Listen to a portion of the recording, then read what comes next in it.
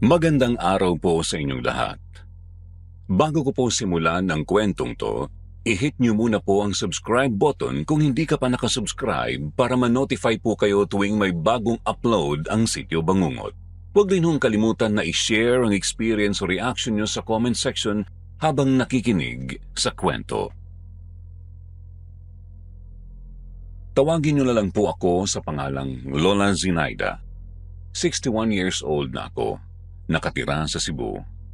Ipinasulat ko lang po ang letter na ito sa apo kong si Leslie na kasama ko laging manood at makinig ng Sityo Bangungot Channel tuwing hapon. Nung nasa 24 years old ako, naging entertainer ako sa Japan. Ipinasok ko na rin ang nakababata kong kapatid na 2 taon lang ang agwat sa akin, si Maya. Nagustuhan niya naman ang trabahong yon dahil sa instant money na nakukuha niya kada customer kaya wala akong naging problema. Inabot kami ng 5 years sa Japan, Sir Jupiter, at pareho kaming nakapag-ipon para makapagpatayo ng sariling negosyo. Yun ang initial plans naming dalawa. Kaso pagdating namin sa Pilipinas, nag-iba ang takbo ng panahon. Pinatay siya ng mga hindi nakilalang suspect sa isang club dito sa Cebu. Nagbukas ng investigasyon ang mga pulis pero ayon sa lumabas sa kanila, suicide ang nangyari dahil sa nakitang kutsilyo na nasa kamay niya mismo nung makita siya. Malinis din ang ebidensya. Hindi kami nakumbinsi, kaya nag-refer sila mama at papa sa albularyo. Sila lang naman talaga kasi ang maaasahan sa mga ganitong case noong kapanahunan, lalo na't hindi nauuso ang pagpapagamot sa mga ospital at pagkikipagtulungan sa mga otoridad. Anyways, nung unang araw ng lamay dumating ang albularyong nakilala ni Papa. Taga-ibang probinsya pa siya pero may bahay naman sa Cebu. Itatago ko na lang ang pangalan niya bilang Aling Ising. Pagdating niya, pinasadahan niya ng tingin ang kabaong ni Maya. Pagkatapos napatingin siya sa akin. Ilang saglit lang naman bago lumipat ang mga tingin niya kila mama at papa. Huminga siya ng malalim bago nagbigay ng condolences. Pagkuway sinabi niyang maglagay kami ng 3 itim na sisiw sa ibabaw ng kabaong. Pwedeng dun mismo sa uluhan ni Maya. Nagkatinginan kami nila mama at papa. Tinanong ko naman siya kung bakit at kung para saan yun. Sa totoo lang, first time ko rin makarinig ng tungkol sa ganung pamahiin. Paliwanag niya, originated talaga ang pamahiin na yon sa Leyte. Naglalagay ng itim na sisiw sa ibabaw ng kabaong para sa mga tulad ng kaso ni Maya.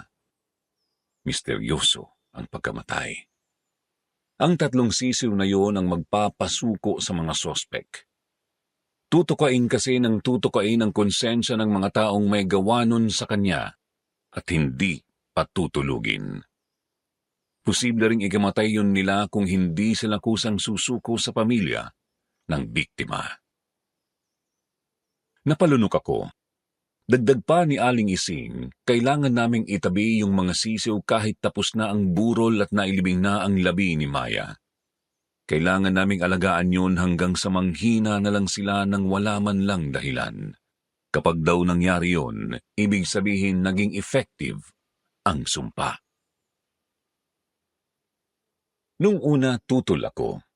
Hindi ko kasi alam kung ayos lang yung ganon, maglalagay ng kung ano sa ibabaw ng kabaong, maliban na lang kung pagkain. Pero wala naman na akong nagawa ng sumang-ayon sila mama at papa.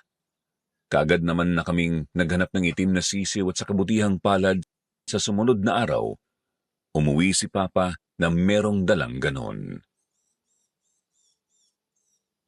Ako mismo ang naglagay ng mga ayon sa ibabaw ng kabaong. Pagkalagay ko ng 3, naramdaman ko ang pagbigat ng dibdib ko. Sa isip ko baka dahil lang sa nabigla ako sa pagkakita kay Maya. Humugot ako ng malalim na hininga. Hinimas-himas ko ang ibabaw ng kabaong niya bago tumalikod. Sandali. Ikaw ang maglalagay ng sumpa. Nagulat ako nang pag-angat ko ng tingin na andun na pala si Aling Ising. Nangunot ang noo ko sa sinabi niya. Bagya siyang ngumiti at lumapit sa akin. Ipinaliwanag niya na dapat kong kausapin ang mga sisiw. Sabihin ang gusto kong mangyari sa mga sospek. Yun ang magsisilbing sumpa. Napalunok ako ulit. Hindi dahil sa takot ako pero para akong tanga sa harap ng ilang taong nandun. Huminga ako ng malalim saka ko binulungan ng mga sisiw. Nang matapos napatingin ako kay Aling Ising at tinanguan niya ako. Mas lalong bumigat ang pakiramdam ko kaya kaagad na akong umalis. Hindi ko alam kung bakit mas lalong dumagundong ang dibdib ko.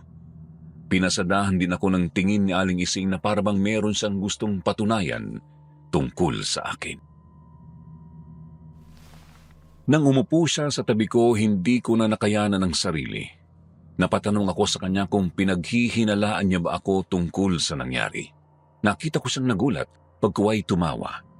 Napapailing niyang ipinaliwanag na masyado lang siyang anxious sa akin dahil nababasa niya kung ano ang naging trabaho ko at kung ano ang posibleng mangyari sa akin kung magpapatuloy pa ako sa ganon. Hindi ako nagsalita. Pagdating nila mama at papa galing palengke, umalis na muna ako. Pagdating ng gabi, nagpaalam na muna ako sa kanila na may pupuntahan ako. Hindi ko sinabi exactly kung saan pero nagtungo talaga ako sa club kung saan siya tinapos. Unfortunately, temporarily closed ito dahil sa insidente. Pero hindi naman na yun problema kasi meron pa namang isang club na open, hindi kalayuan doon. Pumunta nga ako doon, Sir Jupiter, para makihalubilo sa kung sino-sino. Pero nung naglalakad na ako palayo, may naamoy akong malangsa na parang dugong na tuyo at perfume ni Maya. Napatingin ako sa likod. May napansin pa akong mukhang pink na mini dress mula dun sa tent na nasa labas.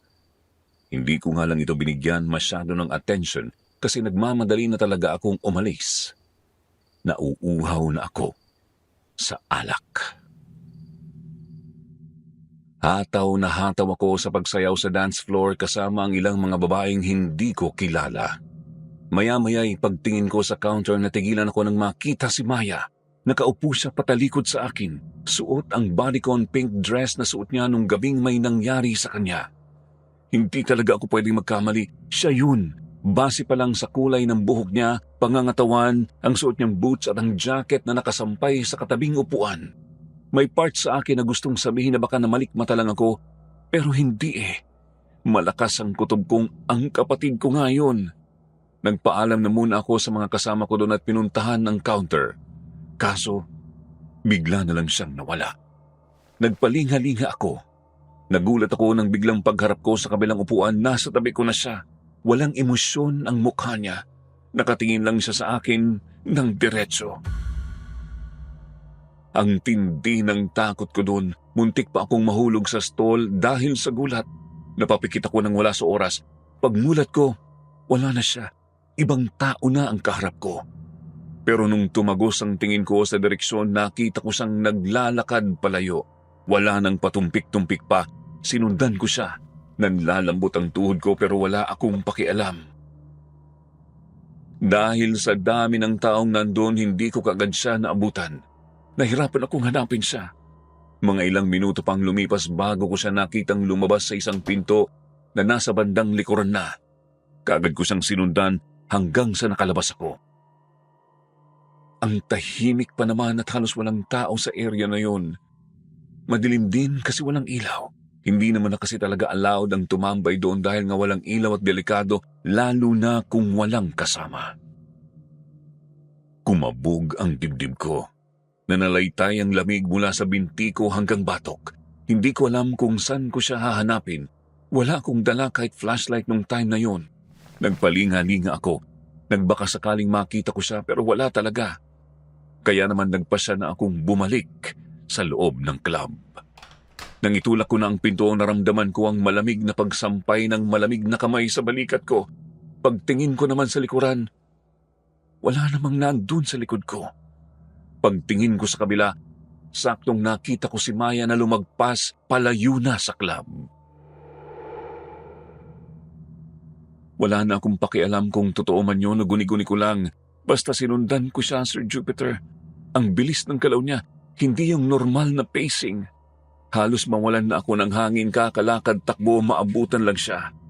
Para naman akong tanga na tawag ng tawag sa pangalan niya pero hindi niya ako pinapansin. Lumiko siya papunta sa kabilang club. Natigilan ako. Hindi ko alam kung pupuntahan ko ba o ano. Naninigas ang mga paa ko sa kinatatayuan. Alanganin, kinakabahan sa kung ano ang posibleng mangyari kung sakaling sundan ko siya hanggang doon. Pero at the same time may bumabagabag sa loob-loob ko. Humugot ako ng malalim na hininga. Napapapikit na ibinuga ito sa ere bago nanginginig na naglakad papunta sa direksyon kung saan siya lumiko. Pagdating ko sa bahaging yun, mas lalong nanindig ang balahibo ko nang maamoy ang masangsang na dugo at perfume niya. Walang ibang tao doon at madilim ang area. Hindi naman kasing dilim doon sa isang club kasi kahit papano may maliit na poste ng ilaw doon pero kumukurap-kurap na. Tinawag ko siya. Walang sagot. Naglakad-lakad ako ng kaunti. Nagpalinga-linga habang nagbabaka sakali na mahagilap siya pero bigo ako. Babalik na sana ako nang biglang may nagsalita sa likuran ko. Babalikan kita. Boses ni Maya, malamig, galit at malungkot. Yun ang tono ng pananalita niya. Nanigas ako lalo sa kinatatayuan ko, dumoble ang lamig na naramdaman ko. Dahan-dahan akong napatingin sa likuran, ini-expect na makikita ang dugoang mukha ni Maya, gaya nung nakita ko siya bago na ilipat sa morgue, pero wala. Nakahinga naman ako ng maluwag kahit papano. Pagtingin ko sa harap, tumigil ang paghinga ko nang tumambad siya sa harap ko mismo. Umaagos ang dugo mula sa noon niya. Maraming pasa sa mukha at namamaga ang labi niya, Sir Jupiter. Umiiyak pa siya at kitang-kita ko ang lungkot sa mga mata niya. Inilahad niya ang kamay sa akin sabay binigkas ang... Ate... Napaawang ang labi ko. Nanlalaki ang mga mata kong napaatras. Pilit akong lumayo sa kanya pero lumapit naman siya nung lumapit. Nanginig ako sa sobrang pagkataranta pero naninigas ang bibig ko. Hindi ako makapagsalita. Hindi ko namalayan na may bato palang malaki doon sa inaatrasan ko at natalisod ako dahil dito. Bumagsak ako sa simento. Hindi pa rin nawala ang tingin ko kay Maya. Hindi siya tumigil. Mas lalo siyang umiyak at pilit niya akong inaabot. Hindi ko namalayan ang pagdating ng ibang tao. Nakabalik na lang ako sa sarili nang maramdaman kong may humawak sa likuran ko. Pagtingin ko, tumambad sa akin ang dalawang babae, isang bakla at isang lalaki. Pare-pareho silang takang-taka kung ano ba ang nangyari sa akin. Napaiyak ako ng sobra, kaagad nanghingi ng tulong na ilayo ako sa lugar na yun. Hindi naman na sila nagpatumpik-tumpik pa at kaagad nila akong pinasakay sa sasakyan nila. Inuwi nila ako sa bahay nang wala man lang sunod-sunod na tanong. Inintay na muna nilang makakalma ako bago ako nila kinulit ng kinulit. Tumambay na muna kami sa isang kanto bago magpunta sa bahay. Doon ko ipinaliwanag ang tungkol sa nakita ko kanina. Hindi ko lang sinabi na kapatid ko nga iyon. Humugot ng malalim na hininga ang isang bakla at sinabing may something talaga doon kasi nakakita sila ng San Telmo. Bandang 8:00 ng gabing yun doon. Naniniwala sila na spirit yon ng namatay at hindi nga siya matahimik. Nakaramdam ako ng malamig na hangin na biglang bumalot sa akin pagkatapos naming mag-usap. Kinabahan ako kaya sinabi ko sa kanilang mas makabubuti kung uuwi na lang sila. Ako na lang mismo ang naglakad pauwi ng bahay. Hindi ko na ipinaalam sa pamilya ko ang nangyari sa akin nung gabing yon, Sir Jupiter. Minabuti ko rin na hindi na nila ako matatanong kung saan ako nagpunta at kung bakit hindi ako mapakali.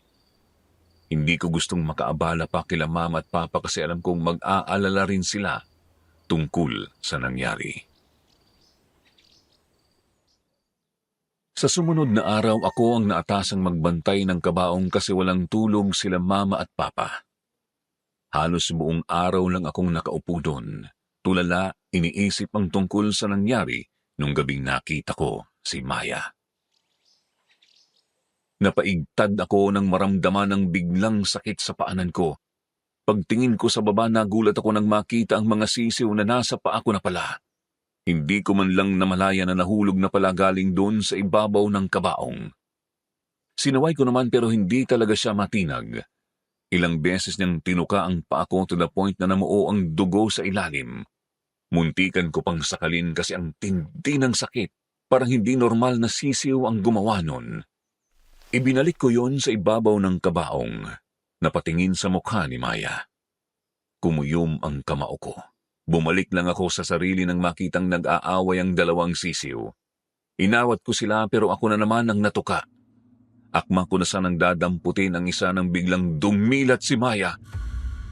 Tuloy na pasigaw ako nang wala sa oras pero nang tingnan ko siya ulit ng maigi, wala namang pinagbago sa mukha niya. Ang bilis ng kabog ng dibdib ko nung time na yon, animoy aatakihin ako sa puso sa kaba. Nagulat ako ng aksidente kong natapunan ng tingin ng albularyong nasa pinto pala. Nakatingin lang siya sa akin. Nakakunot ang noo. Dahan-dahan naman akong lumayo sa kabaong at napapalunok na naupo sa harapan. Lumapit siya sa akin at tinabihan ako. Hawak-hawak ko ang part na tinuka ng sisiw kasi masakit pa rin. Hindi kaagad naalis ang mga mata ni Aling Ising kaya mas lalo akong kinabahan. Mag-iingat ka, iha. Maikling warning niya sa akin. Malaman ang sinabi niya. Nakaramdam ako ng mali doon sa statement ng yun. Gusto ko pa nga sana siyang tanungin pero nahihiya ako. Ang awkward niyang kasama. May something sa kanya na medyo mahirap intindihin at hindi ko rin nagugustuhan. Pagkuway bigla na lang siyang nagtanong kung meron ba akong kinakatakutan. Pilit ang tawang sinabi ko sa kanyang wala naman akong kinalaman sa pagkamatay ng kapatid ko pero bakit parang sa isip niya may ginawa akong mali kay Maya. Nangunot ang noo niya na parabang takang-taka sa sinabi ko.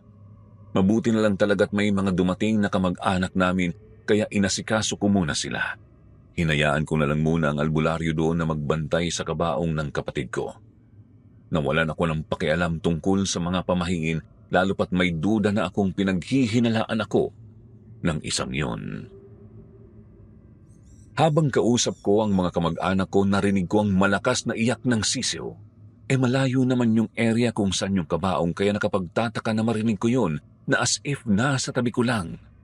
Napatingin ako sa ilalim ng mesa pero wala naman na akong nakitang sisiw. Pagtingin ko sa likod, wala rin. Basta wala talaga akong napansin na kahit isang sisiw doon malapit. Napansin naman ng isa sa mga tita ko ang naging aksyon ko kaya napatanong siya kung ano ba ang nangyayari. Sasagot na sana ako nang maramdaman ko ang sakit sa paa. May tumuka-tuka na naman sa banda kung saan ako napagdiskitahan ng sisiw kanina. Pagtingin ko sa baba, wala naman. Kunot ang noo kong napatayo at pinadyak-padyak ko ng malakas ang paa sa sahig para lang mawala yung kakaibang sakit na yon.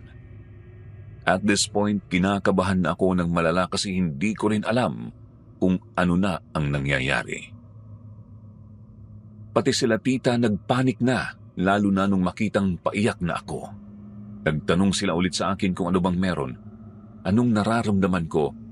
Di sinabi ko sa kanila ang tungkol sa nangyari kanina. Tinuka-tuka ako nung sisiw na nasa ibabaw ng kabaong ni Maya.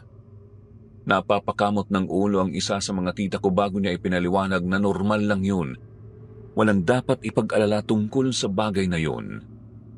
Tinanong ko rin siya kung posible bang ako yung naatasang tukain ng sisiw kasi inakala nitong ako ang may kasalanan sa nangyari sa kapatid ko. Tumawa siya. Huwag kang magpapaniwala sa mga pamahiin na yan. Pinakalma nila ako pero hindi pa rin talaga mawala-wala ang sakit sa paa ko. Ramdam ko pa rin yung pagtuka at dinig na dinig ko pa rin ang malakas na pag-iyak ng sisiw. Hindi ko nagawang makabalik sa loob kasi natakot na rin ako sa kung anong iisipin ng albularyo. Nanatili na lang ako sa labas hanggang sa tuluyang umalis ang mga kamag-anak namin. Nung gabi na, umakyat na muna ako sa kwarto. Walang pinagbago, mas lalo pang ang lumala yung pakiramdam ko. Humiga ako, sinubukang matulog, kaso kada pikit ko nakikita ko ang mukha ni Maya nung nagkaharap kami nung gabing nasa club ako. Umi-echo pa ang sinabi niyang babalikan niya ako. Nakakabaliw pero kahit anong gawin kong pag-iwas na maisip siya, sumisingit pa rin siya. Ang ginawa ko, binuksan ko ang TV, pampalipas oras. Mga 5 minutes later, nagulat ako nang bigla na lang magdilim ang buong kwarto pero sa labas, maliwanag naman. Kaagad naman akong bumaba at pinakiramdaman ang switch. Nung panahon na yon, ang switch pa namin yung matigas na binababa at tinataas lang. Imposible talaga na basta na lang mag-off yung lights nang walang gumagalaw. Tapos pagka-check ko pa sa TV pati yung cord, nakahiwalay na sa saksakan. Dito ako mas lalong na-bother sa sitwasyon.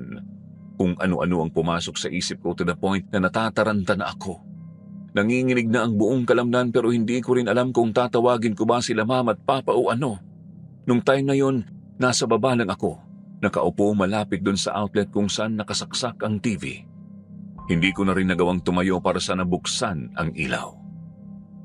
Napaigtad ako nang biglang marinig ang malakas na katok sa pinto. Nakabukas naman na yun at pagtingin ko doon walang taong nakatayo. Kaya mas lalo akong binalot ng lamig. Nanginginig akong tumayo at dahan-dahang naglakad patungo sa pinto. Tiningnan ko sa labas kung meron bang tao doon. Kumpirmadong wala. Humugot ako ng malalim na hininga. Pinilit ang sariling makapaglakad hanggang sa makababa ako ng hagdan.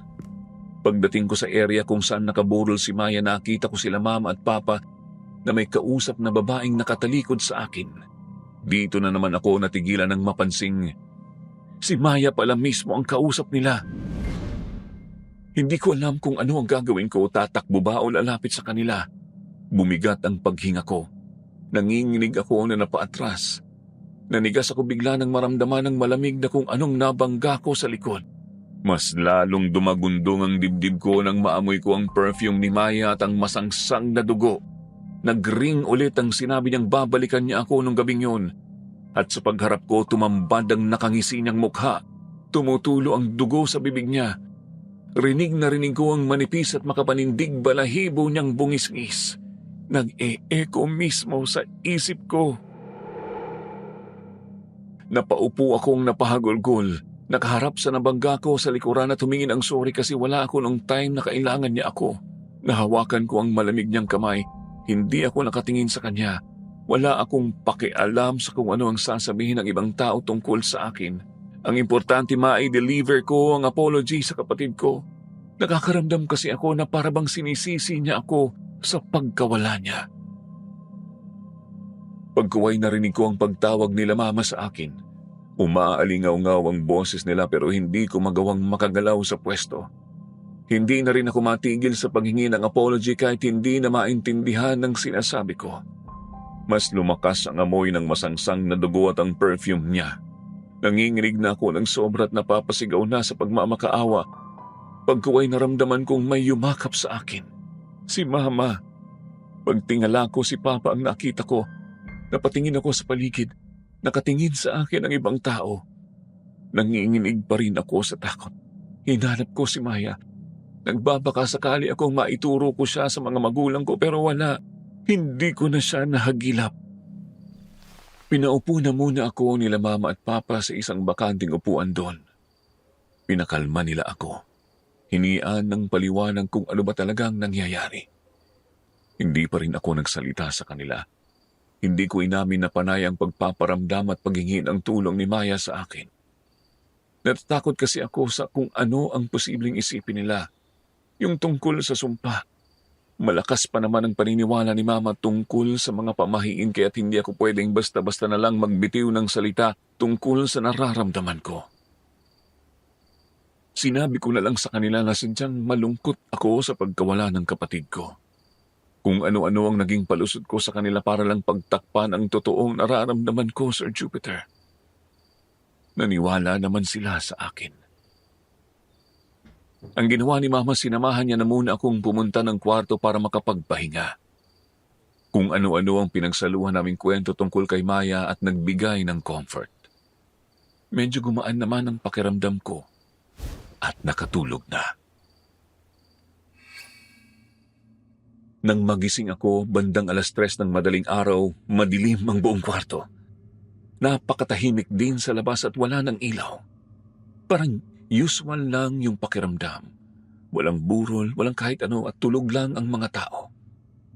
Babangon na sana ako nang biglang pagtingin ko sa bintana, nakita ko ang silhouette ng isang babae. Napabalikwas ako ng bangon nang makilala ko kung sino yun. Si Maya. Narinig ko ang malakas na iyak ng sisiw at pagtingin ko sa paanan ko, nanlaki ang mga mata ko nang makita ko ang isang sisiw na nasa ibabaw ng kumot na nakatakip sa paa ko. Tinuka-tuka nito ulit ang paa ko pero hindi naman makadirekta dahil sa kapal ng kumot. Paglipat ng tingin ko sa bintana, nakatingin na sa akin si Maya. Klarong-klaro na ang mukha niya. Naiyak na ako. Nagmakaawa na tigilan na ako dahil wala naman akong ginawang masama sa kanya. Sinubukan ko namang alalahanin kung meron ba kaming pinagtalunan bago nung gabing nawala siya pero wala talaga eh. Hindi ko alam kung anong meron, kung bakit hindi niya ako pinapatahimik. Itinaboy ko ang sisiw na nasa paanan ko. Narinig ko ang pagbagsak nito sa sahig at pagtingin ko ulit kay Maya. Wala na siya. Dahan-dahan akong bumaba. Gusto kong makasiguro na wala na nga siya sa loob ng kwarto ko. Kinakabahan man, pinasadahan ko ng tingin ang buong paligid. Wala na siya. Nakahinga ako ng maluwag. Bumalik ako sa higaan pero nagulat ako nang maramdamang may kakaibang bagay akong naupuan. Kinapakapa ko pa naman ito at hindi ko inasahan ang sumunod na nangyari. Bigla na lang gumalaw ang kumot na naupuan ko. May yumakap sa akin ang mahigpit to the point na hindi na ako makahinga. Sinubukan ko namang sumigaw pero para akong nalulunod at nahihilo sa tindi ng amoy ng masangsang na dugo. Rinig na rinig ko rin ang malakas na sigaw ni Maya. Galit na galit siya sa akin. Gusto niya akong patayin. Nagmakaawa ako sa kanya, napakawalan ako pero kahit anong subok kong makawala sa kanya, wala pa ring nangyari. Sobrang higpit ng pagkakabalot ng kumot sa akin to the point na halos mabali ang mga buto ko sa kamay at paa. Ramdam na ramdam ko rin ang pagkadagan niya sa akin. Hindi ko naiintindihan ang mga sinabi niya sa akin dahil naging garalgal ang boses niya bigla. Nakakatakot. Hindi pa dun na kontento. Naramdaman ko ang matinding sakit sa paa sa paulit-ulit na pagtuka ng sisiw sa akin. Hindi ko rin naman siya maitaboy as in wala akong lakas at naninigas na ang katawan ko. Pagkaway binitawan niya ako at ibinagsak sa sahig. Hinag-hina ako. Ramdam ko na parabang nabali ang mga buto-buto ko at napakatindi rin ang kabog ng dibdib ko nung time na yon. Hindi na ako makatawag kila Mama at Papa. May nakadagan sa lalamunan ko na para ba akong sinasakal. Nanginginig ang kamay ko na pinakiramdaman ng leeg ko pero wala naman akong nahikap na kung anong bagay. May narinig akong mahihinang yabag na papalapit. Dahan-dahan akong umusog para makita kung sino yon pero mas lalo akong pinanghinaan ng loob nang makita ko si Maya nakatayo sa may pinto, nakapilig ang ulo, nakangiti sa akin na parabang nasiyahan siya sa nangyari sa akin. Umiyak ako, nagmakaawa ulit pero hindi naman naging effective. Mas lalo ko po siyang na-trigger. Dahan-dahan siyang naglakad papunta sa akin, pasuray-suray. Naiyak na lang ako sa takot kasi wala naman na akong nagawa. Hinang-hina ang katawan ko para lumaban. Wala na rin akong ibang makapitang lakas. Namamanhid ang buong katawan ko, dagdag pa ang malakas na kabog ng dibdib ko. Maya, tama na. Pakiusap ko sa kanya. Halos pabulong na lang ang pagkasabi ko noon pero hindi pa rin siya natinag. Tumawa siya. Mahina pero papalakas. Bawat halakhak niya sagad sa buto. Mas lalong nanunuot ang takot sa bawat kalamnan ko. Ipinikit ko na lang ang mga mata ko. Nagbabaka sakaling pagmulat ko ulit. Wala na siya. Ilang saglit lang narinig ko ang boses ni Mama na nasa harap ko mismo. Niyuyugdog pa ako nito at pilit na ginigising. Dahan-dahan ko namang iminulat ang mga mata ko at talagang tumigil ang mundo ko nang makita ang mukha ni Maya ng malapitan. Nakangisi, nanlalaki ang mga mata at umaagos ang dugo mula sa bibig niya. Hindi na ako nakasigaw, hindi na ako nakapagsalita, basta na lang nagdilim ang paligid. Nang magising ako ulit, nakita ko ang sarili sa loob ng ospital. Kasama ko si Mama at ang isa sa mga tita kong nakiramay. May bandages ang ilang bahagi ng katawan ko na parabang nahulog ako o ano. Nang subukan ko namang igalaw ang kamay ko, napangiwi ako sa sakit. Yun pala, may bali ang bahaging yun.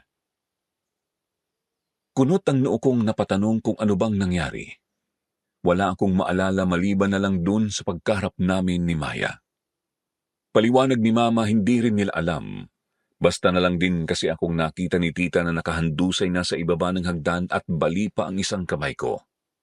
Kaagad akong dinala sa ospital pero nag-alala sila kasi baka naabutan na ako ng oras doon. Wala pa naman akong pulso. Nagtanong siya sa akin kung meron ba akong dinadalang problema maliban na lang tungkol sa pagkawala ni Maya. Sa isip kasi nila sinubukan kong kitilin ang buhay ko. Lalo na't may nakitang markings na parang salaslas sa bandang leeg ko. Umiling ako. Hindi ko yun magagawa. Mabuti na nga lang at walang malalang nangyari sa akin, as confirmed. Nakauwi ako kaagad sa bahay at doon na nakapagpahinga. Minabuti nila Mama na hindi ako maiwang mag-isa at dapat palagi akong may kausap. Nasa isip pa rin nila na gusto kong ang sumunod kay Maya. Makalipas ang ilang araw, inilibing na si Maya. Naiwan ang mga sisiw sa pangangalaga namin dahil sabi nga ng albularyo kailangan namin yun alagaan hanggang kusang mamatay. Sign na sumuko na ang mga sospek. Dito mas lalong lumala ang sitwasyon ko, Sir Jupiter. Kahit saan na ako sinusundan ni Maya, mapa sa bahay o kaya naman sa ibang lugar. Isang buwan nang nakalipas, nangayayat na ako dahil sa insomnia at hindi na rin ako makakain ng maayos. Wala akong panlasa. Lahat ng pagkain para sa akin nakakadiri. Ni kahit nga ang mga paborito ko, wala talagang effect. Yung sa paa ko naman na tinuka ng sisiw, nag-iba yung kulay. Para bang naagnas at kung iisipin ang simptomas, may halo siyang sa diabetes. May times din na hindi ko man lang namamalayan na nilalanggam na ang area na yon. Hindi naman namamaga, pero masakit pag dinidiinan. Ipina-check up namin yon pero sabi ng doktor wala silang mahagilap na findings kasi normal yung nasa loob. So kumbaga yung naaagnas na nakikita, nasa ibabaw lang talaga siya, hindi sa loob. Useless ang gamot na inireseta sa akin para sa insomnia at kung ano-ano pang pampabuti ng kalusugan ko, Sir Jupiter. Pero kahit ganito ang sitwasyon ko, nakakagalaw naman ako ng maayos. Nagagawa kong makalakwatsa, gumawa ng mga gawaing bahay. Pero kung tingnan ako ng mga tao, sobrang hina ko na dahil sa pangangayayat. Isang gabi nagpasya akong umalis ng bahay at pumunta sa club. Yung pinangyarihan ng insidente. Sabi-sabi kasi binuksan na ulit sa public at welcome na ang mga nandoon pero naging stricto na masyado. May limit na rin ng oras at limitado na rin ng pag-inom. Naintindihan naman ng mga tao yun kasi nga dahil sa nangyari.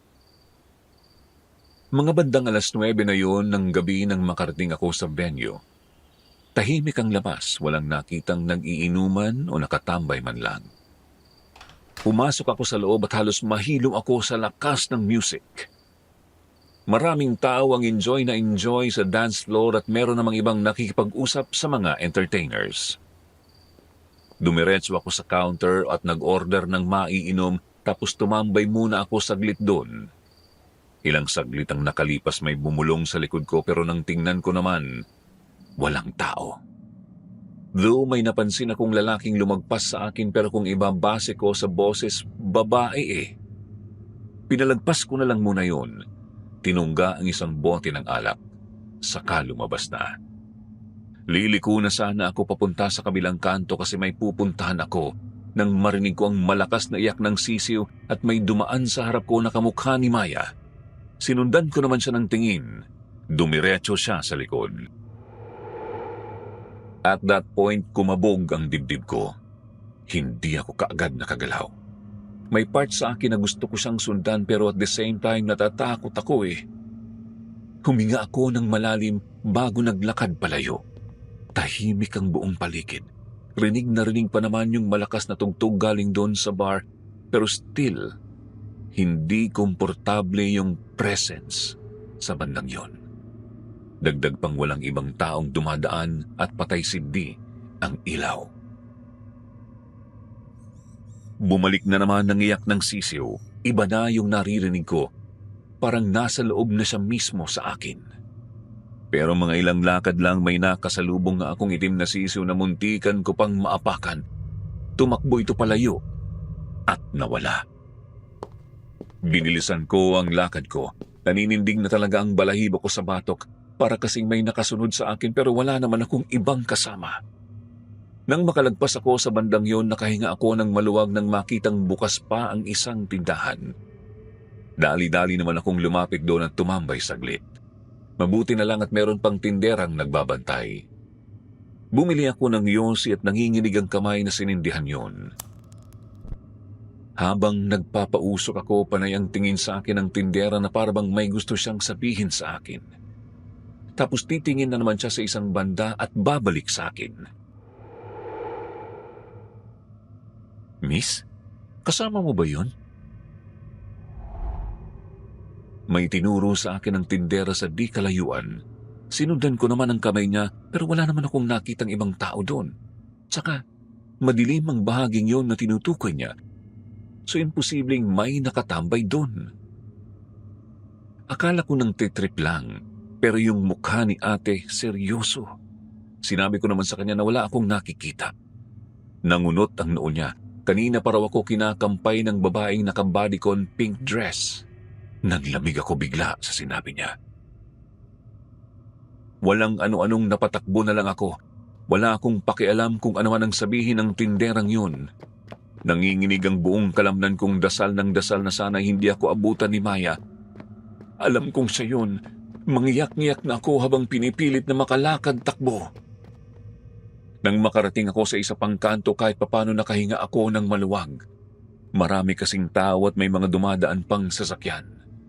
Mabilis kong pinahid ang mga luha ko at naglakad na ng normal pabalik ng bahay. Pagdating ko doon, dumiretso ako sa CR. Narinig ko si Mama sa labas. Tinawag ako at tinanong kung saan ba ako nanggaling. Sinagot ko naman siya. Hindi na siya nagsalita pero alam kong nasa kusina siya base sa naririnig kong mga kalansing ng plato, baso at kung ano-ano pa doon. Napatingin ako sa relo. 11:00 pa lang naman. Paglabas ko ng banyo, dumiretso ako sa kusina pero natigilan ako nang mapansing nakapatay naman ang mga ilaw pero nandun pa rin ang tunog ng plato, baso at mga utensils. Tinawag ko si Mama. Sumagot siya. Kinapakapa ko ang switch at binuksan ang ilaw. Nanuyo ang dugo ko nang makitang walang tao sa kusina pero nakatusok ang kutsilyo sa may mesa. Hindi naman na ako pwedeng magkamali. Sumagot si Mama eh. Napapalunok akong dahan-dahang lumapit sa mesa at sinubukang hugutin ang kutsilyo. Medyo matigas at parabang pinipigilan ng kung sino kahit ako lang naman ang tao doon. Nang mahugot ko ito, muntikan pang mahulog. Nanginginig ang kamay kong inilagay yun sa lagayan. Pagkuway dali-dali na akong lumabas at pinatay ang ilaw doon. Nagulat ako nang biglang lumiwanag ulit doon nung nasa hagdan na ako. At ang kutsilyo, nakatusok na ulit sa mesa. Napalunok ako. Alam kong may mali na rito. Hindi ko alam kung dapat na ba akong pumunta sa taas, tawagin sila Mama o balikan yung kusina at ayusing ibalik yung kutsilyo sa lagayan. Hindi ko rin lubos kasing maisip na totoo yun ang nangyayari. Nang igalaw ko ang isa kong paa, narinig ko si Papa na nagsalita mula sa taas. Pagtingin ko, siya nga. Taka siyang bumaba at nagtanong sa akin kung anong nangyayari. Namumutla kasi ako at nanginginig. Diretso kong sinabi sa kanya na may ibang tao doon sa kusina. Chinek niya naman kaagad yun. Sumama pa ako. Nang mapansin niya ang kutsilyong nakaungot sa mesa, humugot siya ng malalim na hininga. Aniya, yun ang paboritong gamitin ni Maya sa lahat ng oras. Tuwing nasa kusina siya, tumutulong sa lahat ng gawaing bagay. Hinugot niya ito at ibinalik sa lagayan. Tapos pinatay niya ang switch. Nagsabay kaming pumunta sa taas. Nakahinga ako ng maluwag nang makarating ako sa kwarto. Pumasok ako at binuksan ang ilaw. Pero hindi ko talaga inaasahan ang naghihintay sa akin sa loob. Si Maya, nakaupo siya sa kama, patalikod sa akin. Mukha pa siyang umiiyak dahil sa paggalaw niya. Rinig na rinig ko rin ang paghikbi niya. Naistatwa ako sa kinatatayuan ko. Nanigas ang binti ko kaya hindi na ako nakagalaw. Bumigat ang paghinga ko at mas lalo akong nanghina. Gusto ko sana siyang murahin, magmakaawa uli na tigilan niya na ako pero wala. Hindi ko man lang naibuka ang bibig ko. Mas lalo akong nilamon ng takot nang tumigil siya. Naramdaman niyang nandun na ako. Dahan-dahan siyang lumingon sa akin. Putlang-putla ang mukha niya, naaagnas. May natuyong dugo sa bandang noo at halos kita na rin ang buto niya. Wala na yung pamamagaan ang labi pero visible pa rin ang mga pasa. Napakapit ako sa doorknob. Nanginig ako ng sobra at nanghina. Tumayo siya. Dahan-dahan. Nakita ko ang sakit sa mga mata niya. Hindi niya tanggap ang nangyari sa kanya. Gusto niyang humingi ng tulong pero hindi niya magawang makapagsalita. Nang tuluyan na siyang makalapit sa akin, sinubukan niyang hawakan ang mukha ko pero nagulat ako nang bigla niya na lang akong sinakal. Napalitan ng galit ang kaninang pagmamakaawa niya. Hindi ko naintindihan ang mga sinabi niya kasi garalgal at habang pabaon ng kuko niya sa balat ko, mas lalo siyang nagiging katakot-takot sa paningin ko. Napabalikwas ako ng bangon, napahawak sa leeg ko. Nagulat ako nang maramdaman ng panibagong scratches na naman doon at masakit kapag lumulunok ako. Dali-dali naman akong bumangon at dumiretso sa salamin. Natigilan ako nang makita ang malaking pasa. Hugis ng kamay sa leeg ko. Hindi naman na ako pwedeng magkamali. Panaginip ang nangyari. Hindi totoo, pero mahirap ipaliwanag ang tungkol doon sa pasang meron ako. Kaagad akong lumabas ng kwarto at pinuntahan ko sila mama. Ipinakita ko sa kanila ang pasa sa leeg ko na siyang ikinabahala rin nila. Nakabalik na naman kami sa doktor nang wala sa oras para pa-examine ako at laking gulat namin nang malamang sinakal nga ako. Pag-uwi namin sa bahay, dun na ako napakwento kila mama at papa tungkol sa nangyayari sa akin. Ang hindi pagpapatahimik sa akin ni Maya na parang nanghihingi siya ng tulong sa akin pero at the same time, galit na galit siya. Nagsuggest si Mama na puntahan namin si Aling Ising kasi baka talaga naapektuhan ako dun sa sumpa. Pati sila kasi walang alam masyado tungkol sa bagay na yun, kaya may hinala silang may mali. Kaagad namang kaming bumiyahe papunta sa bahay nila. Tutol naman na sana ako tungkol sa bagay na yun kasi natatakot ako na baka kung ano ang sabihin niya. Baka i-manipulate niya ang utak ng mga magulang ko pero hindi ko na napigilan sila mama. Hindi rin daw nila kayang hayaan akong mag-suffer na lang tungkol sa bagay na yun. Pwede naman na raw kaming humanap ng ibang gagamot sa akin na magpapatahimik kay Maya kung posible pa yun. Wala akong nagawa. Hindi ko na kumbinsi sila mama. Nanginginig ako nang makarating sa bahay nila Aling Ising. Nagulat pa nga siya sa biglaan naming pagpakita. Nagpaliwanag naman kami tungkol sa nangyayari sa akin. Ang hindi pagpapatahimik ni Maya at ang tungkol sa sisiw. Napatingin sa akin si Aling Ising. Base sa ekspresyon niya, wala akong nakitang paninibago. Ni kahit man lang gulat, wala talaga. Humugot siya ng malalim at nagtanong kung kumusta ba ang sisiw na pinaalagaan niya sa amin. Si Mama ang sumagot. Sabi niya namatay na ang isa nung isang araw lang. Hindi niya alam kung ano bang nangyari doon basta natagpuan niya na lang sa loob ng lagayan na matigas na at nakanganga. May butas ang dibdib na parabang tinuka ng mga kasamahan niya. Napalunok ako. Ibig sabihin, patay na ang taong iyon.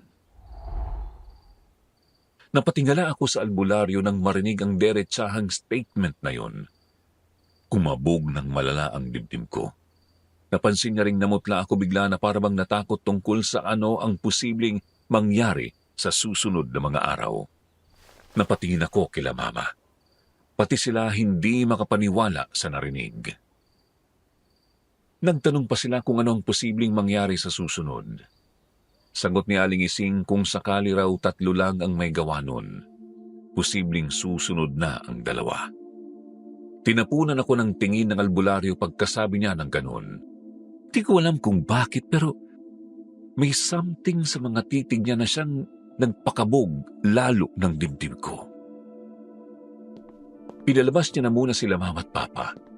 Kailangan niya raw akong ma-examine ng mag-isa para makita niya kung ano bang nangyayari sa akin.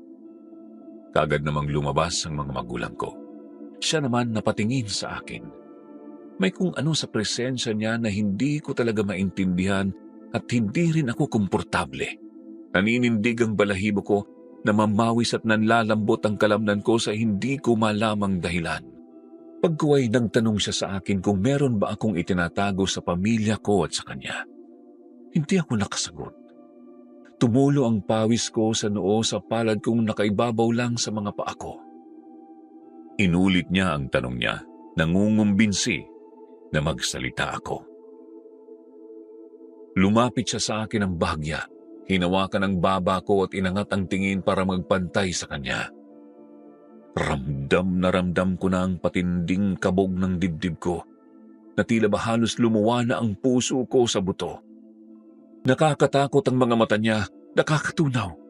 Pilit ko namang umiwas kasi namamanhid na rin ako. Nagulat pa ako nang ma-realize na buong katawan ko na pala ang pinagpapawisan pero malamig. Pinatay mo ba ang sariling kapatid mo? Dinamba ng malaking bato ang dibdib ko sa tanong niya. Mas lalo akong nanigas. Dahan-dahan akong napatingala sa kanya. Dumaloy ang luha ko. Naglak ang lalamunan ko bigla.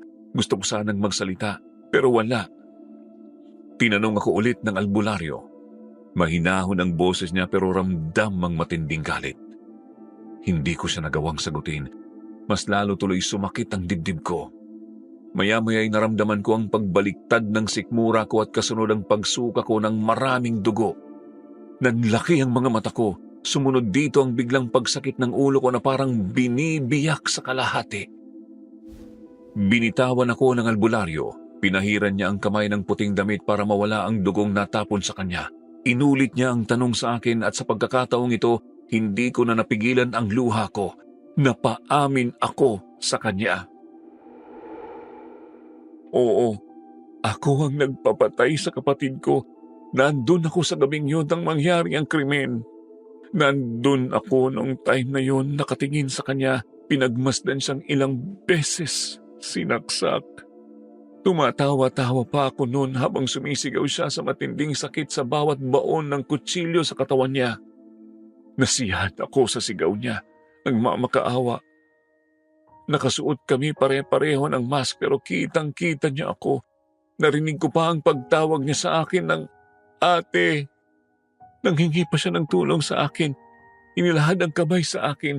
Nagbakasakaling awatin ko ang 2 taong panay ang saksak sa kanya. Kung gaano ako nasiyahan nung time na harap-harapan ko siyang pinatay, ganun na lang ang matinding pagsisisi ko na hindi ko naamin kaagad. Ninamnam ko muna ang tagumpay ko, Sir Jupiter. Humagulgol ako. Hindi ko nakayanan ang sakit pero hindi ko rin magawang mag-confess. Wala akong kasalanan. Siya mismo ang naglapit sa sarili niya sa kapahamakan. Wala akong sala tungkol sa bagay na yun at kung meron mang mananagot sa sarili niyang kamatayan, siya pa rin yun. Unti-unti akong nakaramdam ng pamamanhid. Nawala ang sakit na parabang binabali ang buto-buto ko at ang pagtusok sa puso ko. Napalitan ng pamamanhid lahat. Puro lang ako iyak, hindi makapagsalita. Nagawa ko yun dahil sa problema sa pamilya. Nabulag ako sa inggit sa sariling kapatid ko. Palagi na lang kasing nakikita si Maya na magaling sa lahat at ako naman ang naikukumpara sa mga bagay na hindi naman ganun kalaki. Pagdating sa akin, minimal lang pero kay Maya dapat bigay na bigay. Mas lalo ko pang ikinagalit nung malaman kong ibinigay naman na pala kay Maya ang isa sa mga assets ng pamilya namin at hinayaan lang akong ibenta ang katawan ko sa ibang tao para lang magkaroon ng sariling pera. Yung pagtrabaho ni Maya as entertainment sa Japan, planado lahat yun. Ako ang hinuthutan ng pera ng pamilya ko. Sa tindi ng galit ko sa kanila, siyang nakita kong potensyal na mahina at dapat tapusin ang buhay. Ayun, kahit papaano napansin ako ng mga magulang ko na abaling sa akin ang atensyon nila. Napahalagahan ako kahit sandali. Sa araw ding yun, nalaman ng mga magulang ko ang totoo at sa isang iglap, naging estranghero ako ulit sa paningin nila. Tandang-tanda ko pa nung time na yun na tumakbo si Papa papunta sa police station habang ako ay nagmamakaawa naman kay Mama na patawarin ako. Lumuhod ako sa harap niya mismo, umiiyak, umahagulgol pero hindi siya natinag. Sinigaw-sigawan niya ako. Wala siyang ibang nakitang mali kundi ang pagiging inggitera ko. Wala siyang nakitang iba sa akin kundi isang demonyong nabuhay at naging anyong tao. Tandang-tanda ko pa kung paano akong dinampot ng mga pulis. Yung mga binayaran ko mismo, kung paano akong pinadapa sa sahig at pinusasan habang nagsusumigaw kila Mama at Papa na wag nila akong iiwan. Hindi sila tumingin sa akin. Mas pinili nila akong talikuran na para bang kung sino lang na hindi nila kilala. Naaresto nga ako. Nakitaan ng mga ebidensyang napakabigat kaya nasintensyahan ng mahabang taon. Pero kahit nasa loob na ako ng kulungan, hindi pa rin ako tinigilan ni Maya. May time noon na mag-isa lang ako doon sa selda kasi may mga assignments ang kasama ko. 3 lang naman kami doon. Nakahiga lang ako habang nakatingin sa kisame. Ilang saglit lang narinig kong may naghaham sa baba ng higaan ko. Deck kasi ang meron nung time na yon at nasa bandang taas ako. Pamilyar sa akin ang boses niya pero hindi ko naman matukoy kung sino. Napatingin ako sa gate. Nakasarado pa naman at sigurado rin akong hindi pa nakakabalik ang mga kasama ko. Humugot ako ng malalim. Nawala yung humming, pero mga ilang segundong nakalipas bumalik ulit. This time, mas malapit na siya. Nanindig ang balahibo ko, lalo na nung maamoy ko ang masangsang na amoy ng dugo at perfume ni Maya. At this point, Sir Jupiter, pagod na ako sa kanya. Inis akong napatayo. Tiningnan ang baba pero wala namang tao. Bumaba ako. Hinanap ko siya. Wala akong pakialam kung makita ko man ang bangkay niya. Kailangan niyang tumigil. Kaso wala eh. Palakas ng palakas naman ang haming niya na parabang nakadikit sa akin. Naiiyak akong napadabog. Galit na sumigaw na tigilan niya ako. Nagpahabol pa ako sa tanong kung hindi pa ba sapat sa kanya na nasa kulungan na ako. Ilang taon din ang pataw sa akin bago makalabas. Dito mas lalong lumalakas ang haming pero may kasama ng garalgal na poses na parabang mabangis na hayop na gutom na gutom. Napaupo ako sa tabi. Napayuko at yakap-yakap ang tuhod na sumigaw. Tama na! Tama na! Hindi ko alam kung ilang minuto akong nakaganon bago dumating ang mga kasama ko. Mabuti nga at mababait naman sila. Naunawaan nila kung ano ang meron sa akin. Dali-dali naman na nila akong pinakalma at siniguro na walang ibang tao doon kundi kami lang. Hindi ko napigilan ang sariling umiyak. Pag-angat ko ng tingin, nakita ko si Maya na nasa gilid, nakatingin sa akin.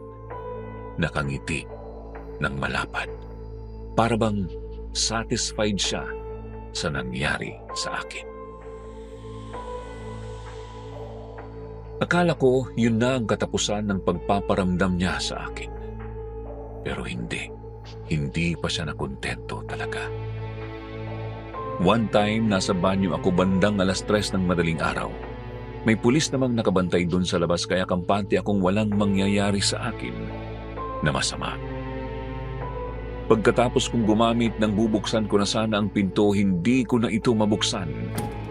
Matigas at parabang may ibang taong nakahawak ng handle sa labas. Kinatok ko ng kinatok ang pinto, nagbabaka sakaling marinig ko kung sino ang nandun o ng pulis mismong nakabantay sa akin. Pero wala. Mas lalo pang tumindi ang kabog ng dibdib ko nang magpatay-sindi ang ilaw. Alam ko na sa puntong yon na may mali. Pagkuway narinig ko ang mahinang boses ni Maya. Sinabing babalikan niya ako kasabay ng iyak na parabang nagmamakaawa. Pamilyar na pamilyar sa akin ang tono niyang yon. Yun yung time na pinagtulungan namin siya dun sa likod ng club. Nanghina na ako. Napadausdos sa sahig habang yakap-yakap ang sarili. Nakailang ulit akong nanghingi ng sorry kay Maya. Pinaramdam ko na sising-sisi ako sa nangyari. Sinabi ko rin na kaya kong kitilin ang buhay ko para lang matahimik siya kung sakali mang yun ang gusto niyang mangyari. Pagkatapos noon, bigla na lang tumahimik ang paligid. Bumalik sa pagka-stable ang ilaw at bumukas ang pinto ng banyo. Nakita ako ng pulis na nakahandusay na sa lupa, hinang-hina at umiiyak pa rin. Dali-dali naman niya akong inalalayan at pinasok sa loob ng selda. Doon nagising ang mga kasama ko at natatarantang nagtanong kung ano na naman ang nangyari. Sukong-suko na ako nung time na yun. Hindi ko na alam ang gagawin ko sa totoo lang para matahimik ang kaluluwa ni Maya. Gustong-gusto niyang namnamin ko ang ganti niya dahil sa ginawa ko. Alam ko naman na hindi pa yun sapat. Pero hindi ko na talaga kaya eh. Hindi pa doon nagtapos kasi umabot pa sa puntong halos na baliw na ako. Iba na ang tingin ko sa mga kasama ko at may times na sinasaktan ko na rin ang sarili ko sa tindi ng galit at pagsisisi. Dahil doon nadala ako sa mental hospital at na-reduce ang sentence ko sa kulungan. Ibinalik lang ako ulit nung maging okay na ako. Pinagsilbihan ko yung remaining years hanggang sa nakalabas ako ng tuluyan. Nung time na yun, 43 na ako, kaya hindi na ako nabiyayaan ng anak. Nag-ampon ako ng isang batang babae na bininyagan kong Maya. Dito, naging mapayapa ang buhay ko, Sir Jupiter, nang magkaroon ako ng sarili kong pamilya. May na-meet akong lalaki na tumanggap sa akin at tuluyan niya akong pinakasalan. Naging mabuti naman ang Diyos sa akin dahil nagawa kong buhayin ang batang inampon ko. Tungkol naman sa mga magulang ko, hindi ko na sila nakita pa. Totally cut off na ako sa kanila at nawalan ako ng balita kung saan na ba sila. Hindi ko na rin pinilit ang sarili ko. Mas makabubuti na rin yun. Ngayon, meron ng taning ang buhay ko, Sir Jupiter. Ilang buwan na lang ang binigay ng doktor sa akin. Naisip ko talagang ibahagi ang kwentong ito dito sa paborito naming channel ng apo ko. Dahil gusto kong maging malinaw ang konsensya ko sa pagkawala ni Maya. Aaminin ko na hanggang ngayon, kinukutkot pa rin ako ng bangungot na yon. Ang ipinagdarasal ko na lang sana maging malinaw at magkaroon ng kapayapaan ang kaluluwa ko sa kabilang buhay.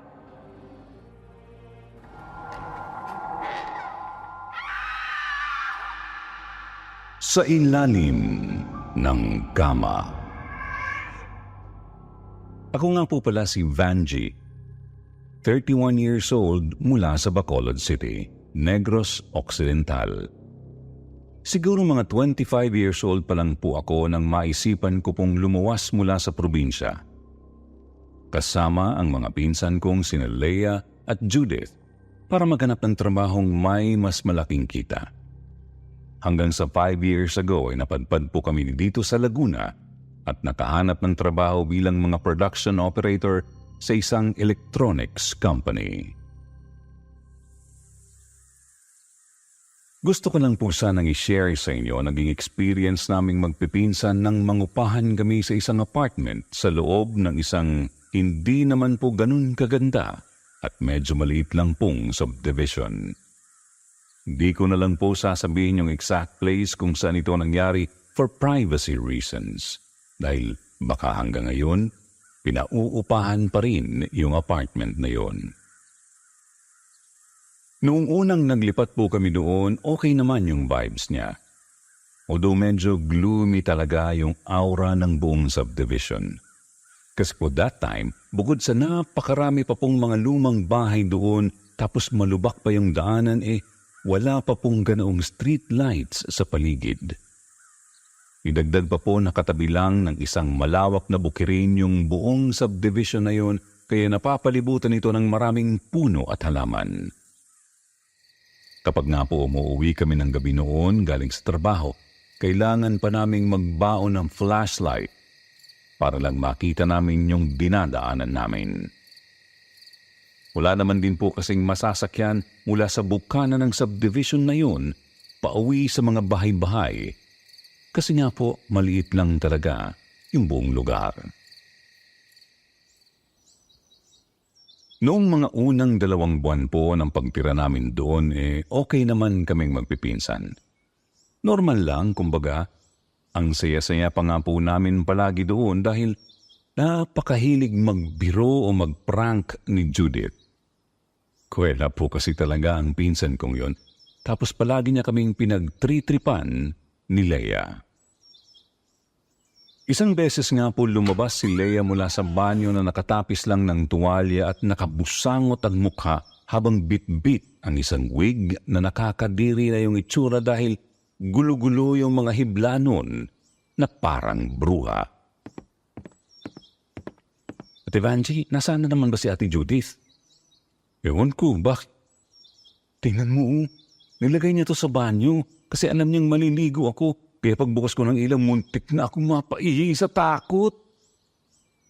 Halos mangiyak-ngiyak na si Leia noon habang ako naman medyo natawa pa dahil sa reaksyon niya.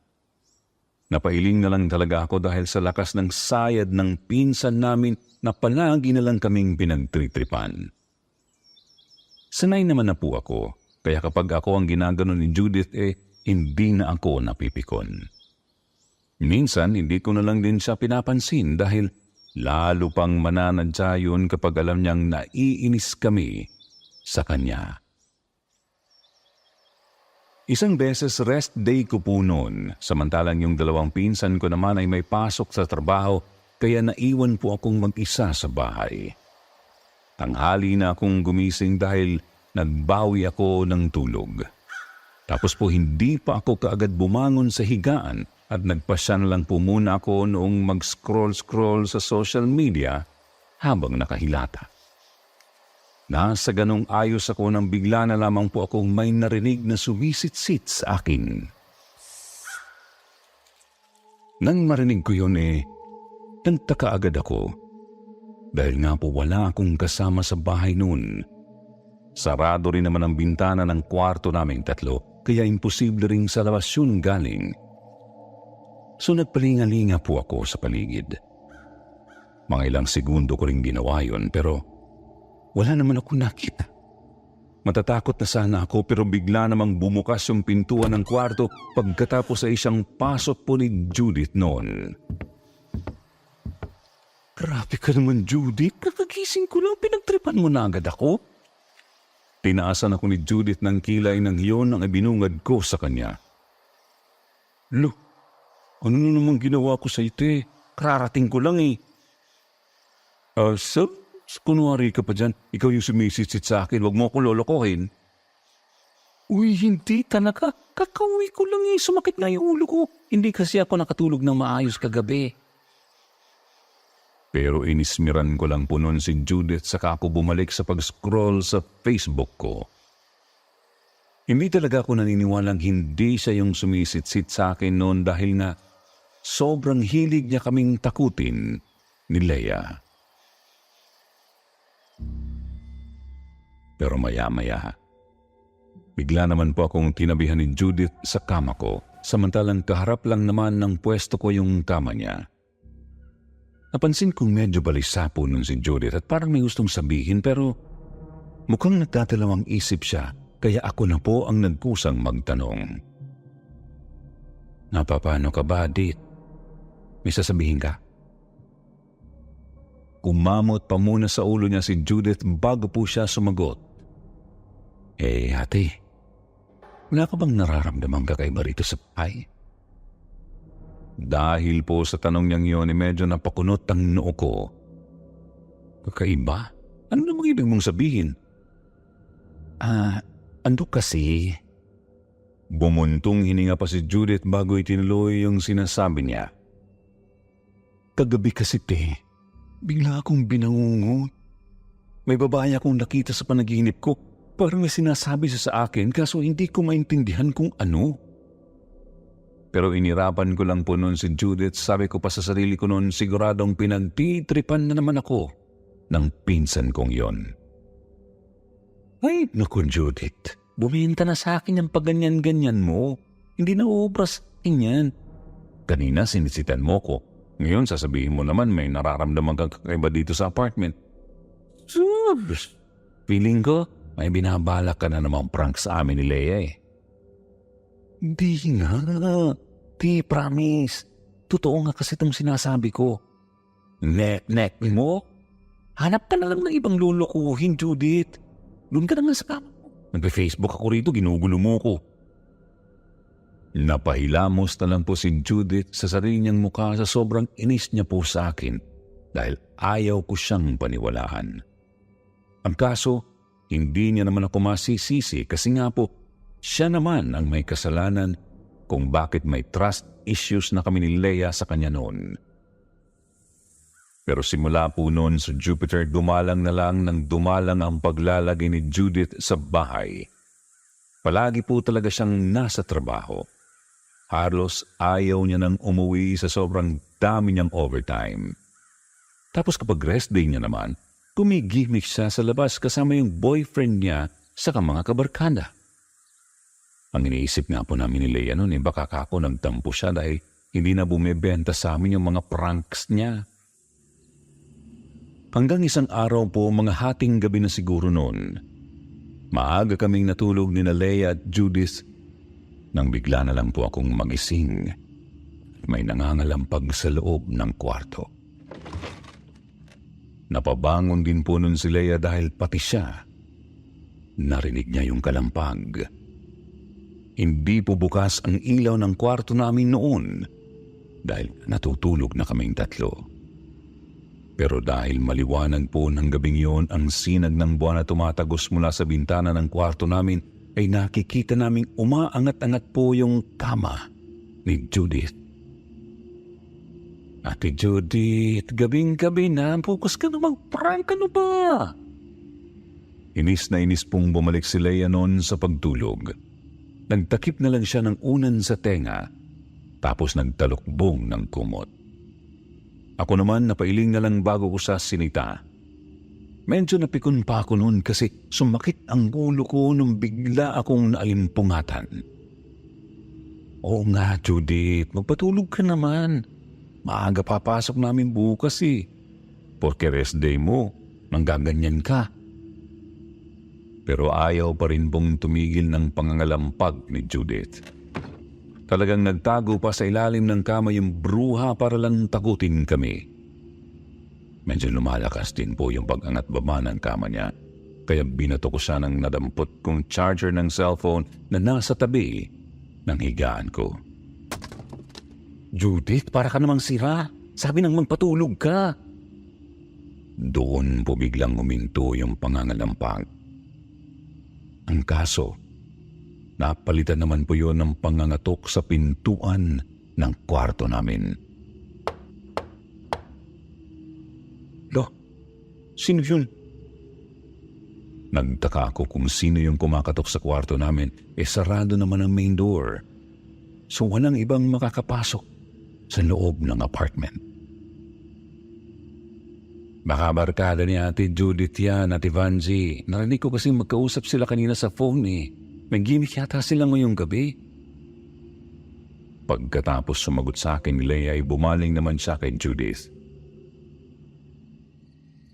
Hoy, Ate Judith, nandyan na yung barkada mo, sinusundo ka.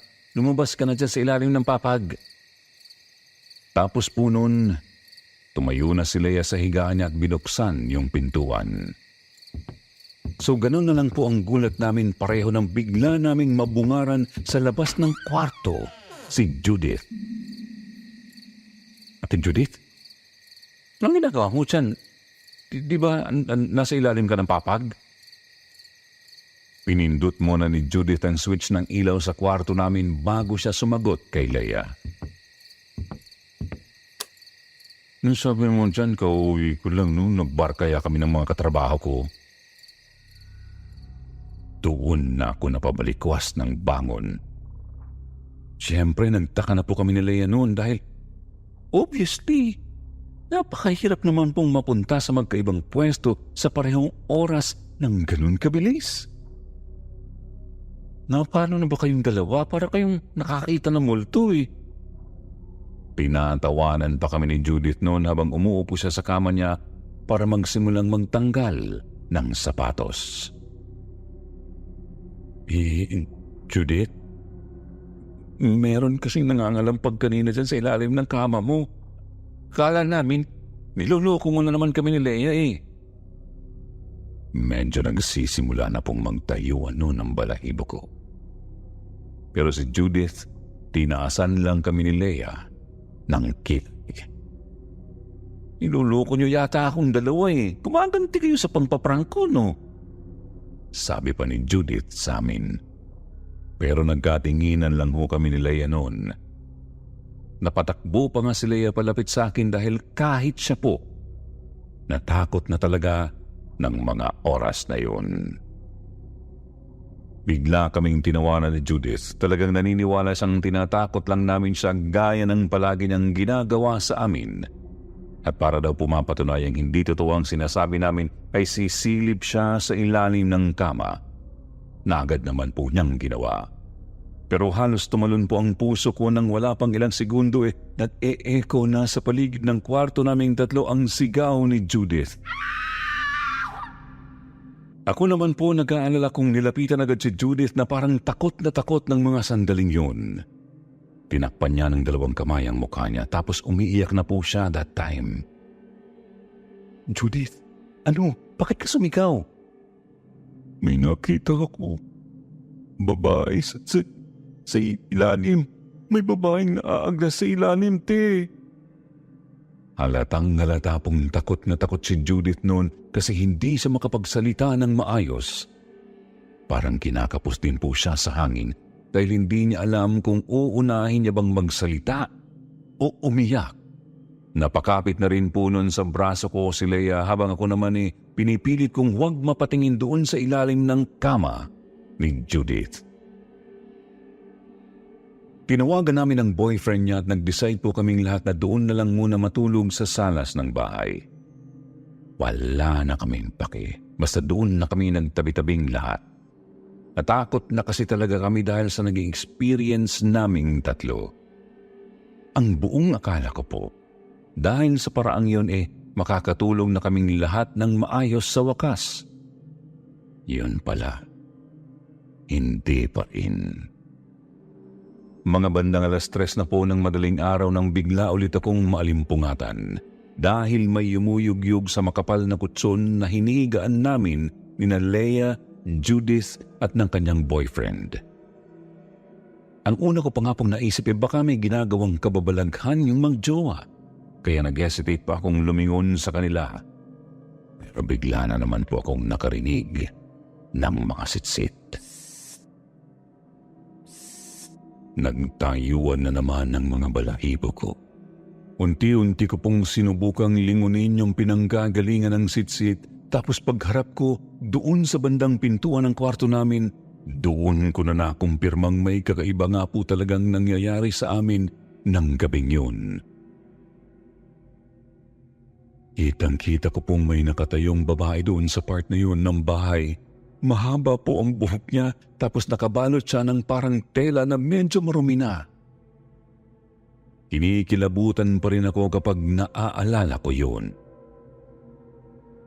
Kung napasigaw kanina si Judith nang makita niya yung babae, ako naman po nag-hysterical. Lahat ng madampot ko pinagbabato ko doon sa babaeng naaagnas. Kaya po pati mga kasama ko napabalikwas na rin ng bangon. Ate Vanji, ano yun? Takot na namang dumikit sa akin si Leia. Itinuro ko sa kanya yung babaeng nakatayo sa may pintuan ng kwarto. At napasigaw din ho si Leia, samantalang yung magjowa po iba naman ang napansin noon, Sir Jupiter. Ano bang nangyayari? Bakit ang musok? Nagpalinga-linga pa si Eman, yung boyfriend ni Judith. Doon lang din po namin napansin ni Leia na sobrang usok nga po ng paligid. Nauna kasi ang takot namin doon sa babae na bigla rin naman pong naglaho nang napansin na namin yung usok. May sunog! Ayan o! Galing doon sa kabilang apartment! Itinuro ni Judith yung apoy na nagsisimula ng gumapang sa mga wire ng kuryente mula sa katabi naming unit hanggang doon po sa apartment namin. Dahil po doon dali-dali kaming lumabas. Tapos naabutan po naming naglalabasan na rin yung ibang tenant sa magkakadikit na apartment na yon. Kayo ba yung mga sumigaw? Buti na lang nagsisigaw kayo, kung hindi, baka hindi kami nagising at hindi kami makalabas ng buhay. Halos lahat po ng mga nakarinig ng sigaw namin nagpasalamat sa aming magpipinsan. Dahil din po doon mabilis na naapula yung apoy kasi nagsisimula palang mag-short circuit yung kuryente sa isa sa mga apartment unit doon. Ang totoo po hindi naman po talaga kami nagising dahil sa sunog. Lalong hindi rin po kami sumigaw dahil doon. May nagpakita po lagang babae sa amin dyan sa loob. Naaagnas na yung mukha niya. Takot na takot pang sumagot sa kanila si Judith na narinig naman ng ilang nakikiusyoso naming kapitbahay na taga doon talaga sa subdivision na yon. Naku mga iha, huwag kayong matakot. Hindi naman na nga ano yun. Yung babaeng nakikita nyo, taga rito din yun dati. Bago siya pinagsamantalahan ng dating nakatira dyan sa lupang yan. Nung wala pa yung mga apartment na yan. Ang dati kasing nakatayo dyan yung bahay ng isa naming kapitbahay na adik. Si Jeric. Siya yung nanghalay at pumatay doon sa babae na halos 7 years ding nawala at hinanap ng mga kamag-anak niya. Kala nga nila nung unan nakipagtanan Pero hindi na yata kinaya ni Jeric kaya umamin siyang may inilibing siya dyan sa ilalim ng papag niya. Minumulto raw kasi siya kaya ipinahukay niya sa mga kabarkada niya. Nang ikwento po sa amin yun ng isang taga doon sa subdivision, imbis na mawala ang takot namin lalo pa po kaming kinilamputan. Talagang takot na takot kami noon, Sir Jupiter. Lalo na nang malaman naming naipalabas pa pala noon sa TV yung balita tungkol sa kasong yun. Yung pong palabas noon sa Channel 2 na ang host ay si Gus Abelgas.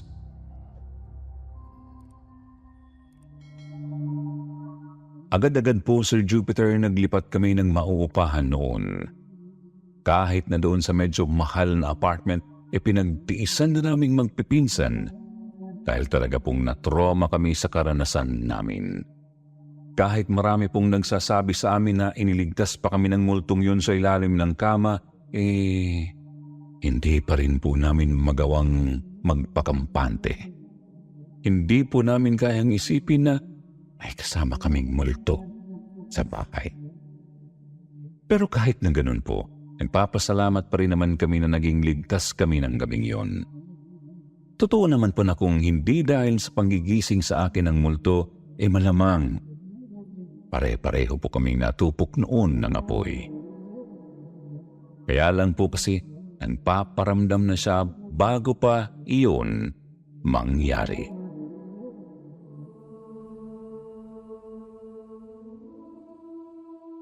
Sa tingin niyo po ba talagang nagparamdam lang siya sa amin noon para iligtas kaming magpipinsan?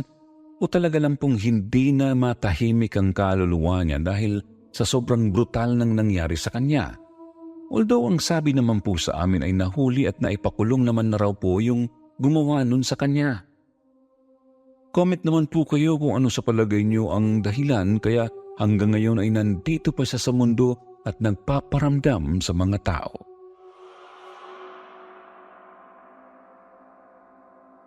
Sana po nagustuhan niyo ang kwento namin to, Sir Jupiter. Maraming salamat nga po pala sa lahat ng nakinig kahit na medyo hindi naman talaga ako magaling magkwento at nainganyo lang akong magpadala ng mensahe dito sa channel niyo dahil po sa sobrang hilig ko sa pakikinig sa inyo.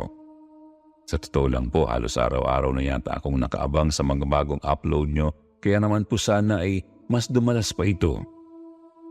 More power po sa inyong team, Sir Jupiter. At bago ko po tapusin ito, inihiling kong sana maging safe tayong lahat sa araw-araw. Sana po mag-ingat tayo lalo na sa tuwing lalabas tayo ng bahay dahil hindi na po natin alam at kontrolado ngayon ang panahon. Marami na po kasing masasamang loob na gumagala ngayon sa paligid at hindi natin alam kung kailan at saan sila aatake.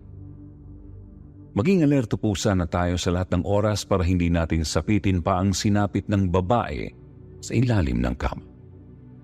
Sana po ay maging leksyon na sa atin ang sinapit niya. Muli ay ako nga po pala si Vanji. Paalam po at maraming salamat ulit. God bless us all. At dahil po nag-comment kayo sa ating comment section sa YouTube channel, eto na po ang paborito nyong shoutout portion.